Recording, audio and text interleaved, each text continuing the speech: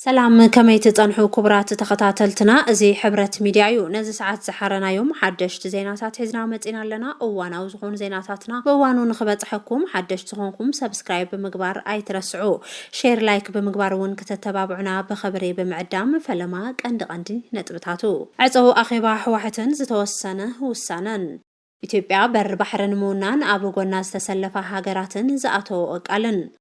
ውሳነ አመራርሓ ሰራዊት ትግራይንን ሽመት ወድ ወረዳን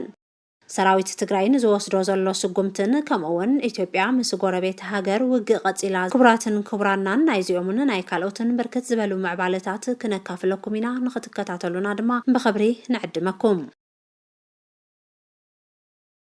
ካብ መቀለ ዝተረኸበ ሓበሬታ ከም ዝሕብሮ ሕዋሕት ኣብ ጉዳይ ጀነራል ወዲ ወረደ ከም ዝወሰነት ተፈሊጡ ጀነራል ወዲ ወረደ በውዕል ፕሪቶሪያ መሰረት ሽሞቱ ብሕዋሕትን ብልጽግናን ዝውሰን እኳ እንተኾነ ጀነራል ወዲ ወረደ ግና ንሕዋሕትን ጎን ገዲፉ በይኑን ኣብ 4 ኪሎ ከም ዘምርሐን ናይ ብልጽግና ተኣዛዝ ምዃኑ ከም ዘረጋገፀን ሓሳቦም ዝሃቡ ምሁራት ይገልጹ እቶም ምሁራት ወሲኾም ከም ዝገለጽዎ ጀነራል ወዲ ወረደ ሽመት ክወሃቦ ዝኽኣለ ተወሳኺ ተልእኾ ተዋሂብዎ ክኸውን ከም ዝኽእል ካብቶም ዋና ተልእኾታት ድማ حدنات سراويت تግራይ ምሽርሻር ምስ ኤርትራ ተመስሪቱ ዘሎ ጽምዶ ምፍራስ ዝኣመሰሉ ክኾኑ ከም ዝኽእሉን ልዕል ክትትል ክግበረሉ ከም ዝግባእን ገሊጾም ኣለው ጀነራል ወዲ ወረደ ሙሉእ ጉዳይ ህዝቢ ትግራይ ንጎን ገዲፉ ህዝቢ ትግራይ ከጽንት ይሰርሕ ዘሎ ብልጽግና ተለኣኸ ምዃኑ ዝገለጹ እቶም ምሁራት ትግራይ ካብ 4 ኪሎ ብዝተለኣኸ ምስሌኔት ማሓደረሉ ግዜ ኣብቂዕዩ ጽንታት ህዝቢ ትግራይ ይኣክል ክብሉ ኣጠንቂቖም ኣለው እዚ ከም ዝነሃለወ ኣብ ጉዳይ ሽመት ወዲ ወረደ ዕውት ኣኼባ ዘካየደ ማእኸላይ ኮሚቴ ሕዋሕት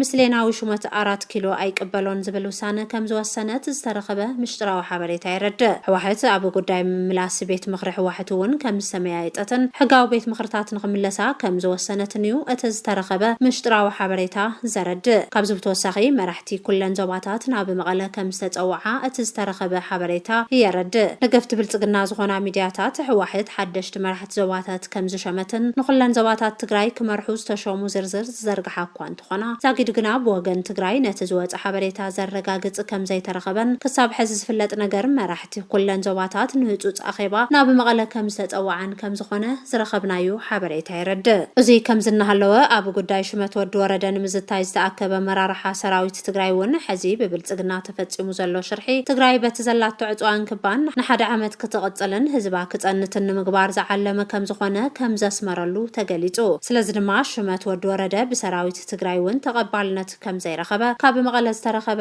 ሓበሬታ ይረድእ ተልእኾ ብልጽግና ሒዙ ናብ መቐለ ከም ዘምርሐ ዝንገረሉ ዘሎ ጀነራል ወዲ ወረደ ቀጻሊ ክወስዶ ዝኽእል ስጉምቲ ብዝምልከት ተንተንቲ ሓሳቦም እናሃቡ እንትኾኑ ሓደ ሓዲኦም ምስ ሕዋሕት ሰላም ፈጢሩ ናይ ሰራዊት ትግራይ ሓላፊ ግበሩን ኢሉ ክደራደር ይኽእል እዩ ክብሉ ገሊጾም በቲ ካልእ ወገን ድማ ተልእኾ ብልጽግና ንምፍጻም ምሽጥራዊ ብዝኾነ መንገዲ ካብ ኣመራርሓ ሰራዊት ትግራይ ደገፍቲ ንምርካብ ክፍትን ይኽእል እዩ ከምዚ እንተገይሩ ድማ ነቲ ዝጠናኸር ዘሎ ሓድነት ተጋሩ ክጎድኦ ይኽእል እዩ ክብሉ ይገልጹ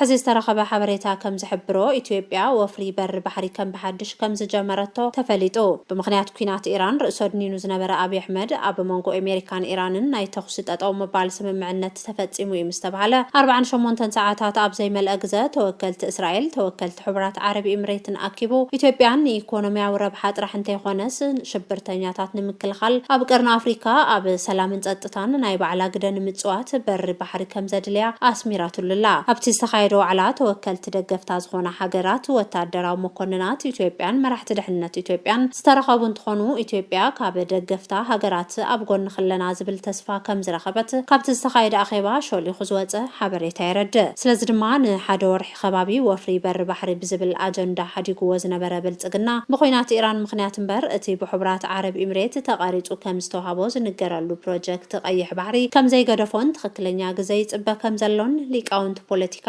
ገሊጾም ብልጽግና ኩናት ኢራን ንግዚኡ ጠጠው ምባሉ ተስፋ እንተሃቦ እኳ ሕዚ ዝገጠሙ ሓይልታት ግና ሓገዝ ሕቡራት ዓረብ ኤምሬት እውን ከም ዘየድሕኖ እዩ ዝንገር ዘሎ ሰራዊት ብልጽግና ብቤንሻንጉል ጉሙዝ ኣብ ጎኒ ህጹጽ ደገፍ ወሃቢ ሓይሊ ሱዳን ተሰሊፉ ምስ ብጀነራል አልቡርሃን ዝምራሕ ሰራዊት ሱዳን እናተዋግአ ከም ዝርከበ ሕዚ ዝወፀ ሓበሬታ ይረድእ እቲ ውግእ ናብ ውሽጢ ኢትዮጵያ ቤንሻንጉል ጉሙዝ ዝኣተወ እንትኸውን ብልጽግና ንህጹጽ ደገፍ ወሃቢ ሓይሊ ሱዳን ኣጽዋራት እናመላለሰን ኣብቲ ኩናት እናተሳተፈን ከም ዘሎ ዘረጋገጹ ሓደሽቲ ናይ ሳተላይት ሓበሬታታት ከም ዝወጹ ተፈሊጡ ስለዚ ድማ ሰራዊት ብልጽግና ኣብ ዝሕዚ እዋን ምስ ፋኖ ሰራዊት ኦሮሞ ነጻነት ግንባር ምስ ግብጺ ምስ ሰራዊት ሱዳን ኣብ ከቢድ ጎንፂ ከም ዝርከብን ምስ ትግራይን ኤርትራን ዘሎ ኩነታት እውን እንተኾነ ከቢድ ስለ ዝኾነን ኣብይ ኣሕመድ ኣብ ከቢድ ወጥሪ ከም ዝርከብ እዩ ዝግለጽ ዘሎ ሕዚ ካብ ምዕራብ ትግራይ ዝተረኸበ ሓበሬታ ከም ዝሕብሮ ኣርሚ ሰብዓ ሕዚ እውን ታሪኻዊ ስርሒት ብምፍጻም ሰፋሕቲ ግዝኣታት ምዕራብ ኣብ ትሕቲ ቁጽጽራት ተውዕል ከም ዘላ ተሓቢሩ ኣብ ምዕራብ ትግራይ ሰራዊት ኤርትራ እውን ብበዝሒ ከም ዘሎ ጋዜጠኛ ኢትዮጵያዊ ሪፖርተር ምጽብጻቡ ዝፍለጥ እንትኸውን ሰራዊት ኤርትራ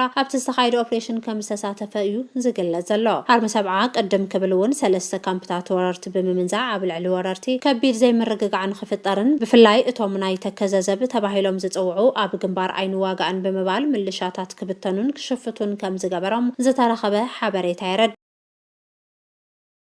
ኣርሚ ሰብዓ ድሮን ጸረ ድሮን ሚሳይልን ካልኦት ወሰንቲ ዝኾኑ ኣጽዋርን ሰዓት ጠቐስ ስለ ዝኾነ ወረርቲ ሓይልታት ድሕሪ ንሰዓታት ዝጸንሐ ውግእ ድፍዖም ሓዲጎም ንኻድሙ ይግደዱ ከም ዘለው ተገሊጹ እዚ ከም ዝናሃለወ ኣብ ዓፋር ዝርከብ ተልእኾ ብልጽግና ኦሮሞን ፍጻም ዝተጣየሸ ሓይሊ ብረት ምምዛዝ ከም ዝጀመረ ዝተረኸበ ሓበሬታ ይረድእ እቲ ካብ ፍልፍላትና ዝተረኸበ ሓበሬታ ከም ዝሕብሮ ኣብ መንጎ እቲ ጸረ ትግራይ ዝኾነ ሓይሊ ብዝተፈጠረ ናይ ስልጣን ጎንፂ እቲ ጎንፂ እናዓበየ ብምኻዱ ሕዚ ብጉጅለ ተኸፋፊ ናብ ብረት ምምዛዝ ከም ዝተሸጋገረ ዝረኸብናዮ ሓበሬታ ይረድእ እዚ ኣብ ሓራ መሬት ዓፋር ዝተመስረተን ኣብ ካልኦት ግንባራት እውን ምስ ሰራዊት ብልጽግና ተሓዊሱ ትግራይ ንምውራር ተሰሊፉ ዘሎን ሰራዊት ብልጽግና ኣብ ዝተፈላለዩ እዋናት ኣባላቱ ናብ ትግራይ እናኣተው ኢዶም ንሰራዊት ትግራይ እናሃቡ ከም ዝርከቡ ይፍለጥ በዚ ዝተናደደ ኣብይ ኣሕመድ እውን ጀነራል ወደን ጥሩን ካልኦት ኣመራርሓት ሓይልን ኣብ ኣዲስ ኣበባ ካብ ዝነበርዎ ምቾት ተልዒሉ ናብ ግንባር ከም ዝለኣኾምን ኣብኡ ኮይኖም ከተሓባብሩ ከም ዝኣዘዞምን ተፈሊጡሎ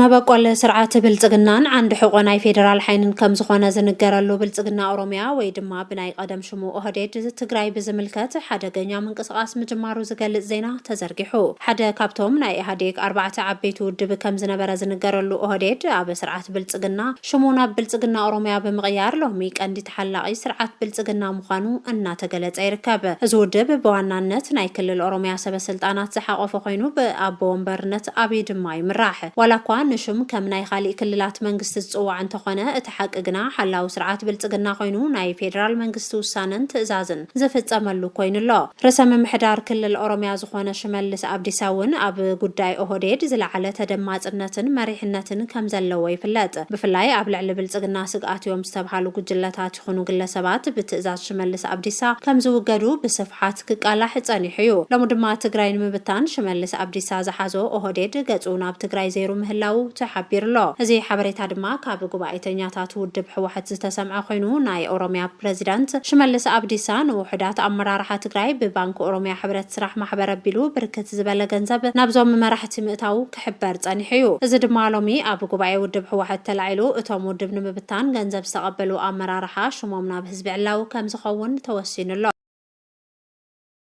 እዚ ንብዙሓት ዘገረመ ሓበሬታ ድማ ንፖለቲካ ትግራይ ይኹን ንሓድነት ትግራይ ዝሸጡ ሰባት ተባሂሎም ናብ ህዝቢ ዕላው ከም ዝግበሩ እቶም ጉባኤተኛታት ጸዊዖም ኣለው ተወሳኺ ድማ ትግርኛ ተዛረብቲ ኣባላት ብልጽግና ኣብ ሕወሓት ተፈጢሩሎም ብዘሎ ቀዳድ ሕጉሳት ኮይኖም ምስ ሓደ ጉጅለ ክቀራረቡ ይረኣዩ ምህላዎም ድማ ይሕበር ኣሎ ኣብዚ እቲ ሓደገኛ ሓበሬታ ድማ ብልጽግና ኦሮሚያ ኣብ ጉዳይ ትግራይ ኢዱ ኣትዩ ከም ዘሎ ምሕባሩ ስዒቡ እዩ ብመሰረት እዚ እውን ካብ ኦሮሚያ ሕብረት ባንክ ብጥረ ገንዘብ ዝወፅእ ዘሎ ሚልዮናት ናብ ዝተመረጻ ወረዳታት ትግራይ ይድፋእ ምህላው ይቃላሐሎ ኣብዚ ጉዳይ ድማ ንብርክት ዝበሉ ዓመታት ሓላፊ ቢሮ ኮይኑ ንትግራይ ዝመጥመጣ ሓደ ኣባል ማእከላይ ኮሚቴ ሕወሓት ብሩኢ ይሳተፈሎ ክብሉ ዝተፈላለዩ ምንጭታት ይገልጽለው ብዶክተር ደብረጽዮን ዝምራሕ ዘሎ ውድብ ሕወሓት እቶም ካብ ኦሮሚያ ሕብረት ስራሕ ማሕበር ዝኽፈሎም ዘሎ ኣባላት ማእከላይ ኮሚቴ ንምቕጻዕን ነዚ ዘተሓባብር ዘሎ ናይ ደገ ሓይሊ ዝኾነ ሽመልስ ኣብዲሳ ካብ ተግባሩ ክቁጠብን ዝእዝዝ ደብዳቤ ከም ዝልእኽን ቅርበት ዘለዎም ኣካላት ድማ ገሊጾም ኣለው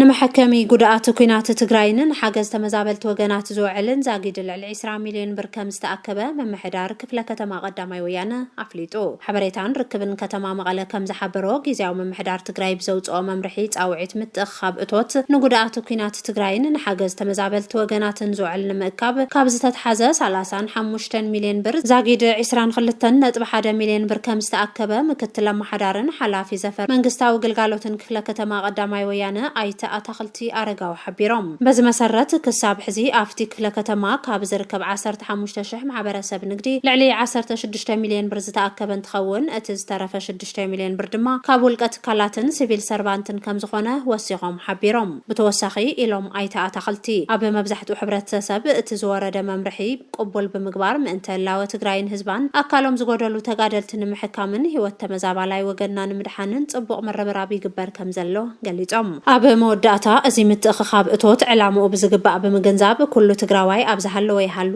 እጃሙ ክዋጻእ ፀዊዖም ክብል ሓበሬታን ርክብን ከተማ መቐለ ጸብጺቡ